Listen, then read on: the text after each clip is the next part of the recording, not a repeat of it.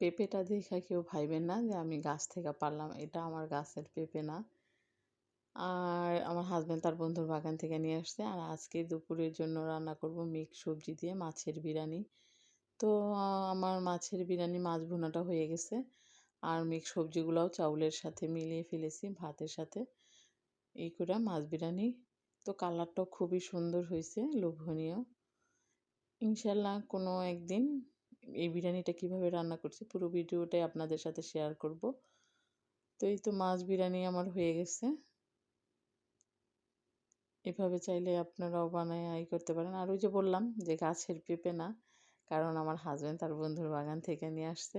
এই কারণে বলছিলাম। আর পেঁপেগুলো খুবই সুন্দর, ৩টা পেঁপে নিয়ে আসছে। এর আগেও পেঁপে নিয়ে আসছে আমার হাজব্যান্ড তার বন্ধুর বাগান থেকে। আবার আজকে নিয়ে আসছে, এর আগে নিয়ে আসছিল ২টা, আর আজকে ৩টা নিয়ে আসছে।